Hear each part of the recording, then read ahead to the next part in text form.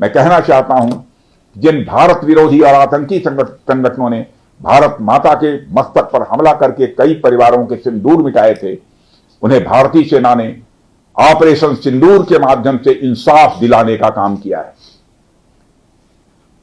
और इसके लिए आज सारा देश भारतीय सेनाओं का अभिनंदन कर रहा है। ऑपरेशन सिंदूर सिर्फ एक सैन्य कार्रवाई भर नहीं है, बल्कि भारत की राजनैतिक, सामाजिक और सामरिक इच्छा शक्ति का प्रतीक है।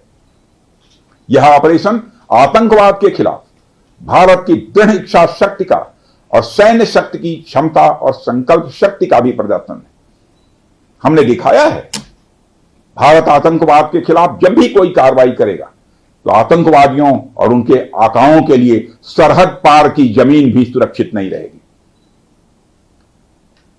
भारतीय सेनाओं ने ऑपरेशन सिंदूर को पाकिस्तान में मौजूद आतंकी ढांचा ढहाने के उद्देश्य से लॉन्च किया था।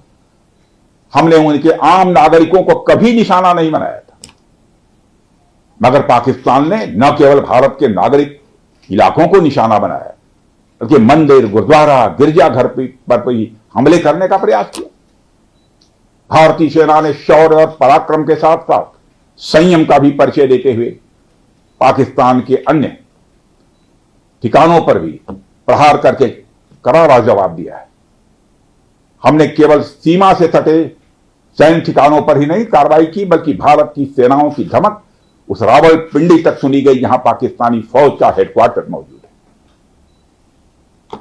मित्रों, भारत में आतंकवादी घटनाएं करने और कराने का क्या अंजाम होता है, यह पूरे विश्व ने उरी की घटना के बाद देखा, जब हमारी सेना ने पाकिस्तान में घुसकर सर्जिकल स्ट्राइक की।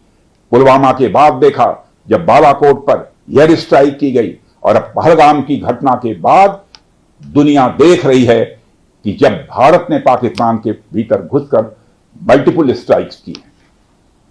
आतंकवाद के खिलाफ जीरो टॉलरेंस की नीति पर चलते हुए हमारे यशस्वी प्रधानमंत्री नरेंद्र मोदी ने स्पष्ट कर दिया है कि यह नया भारत है जो आतंक के खिलाफ सरहद के इस पार और उस पार दोनों तरफ प्रभावी कार्रवाई करेगा। यह हमारे प्रधानमंत्री जी ने स्पष्ट रूप से यह संदेश दे दिया है।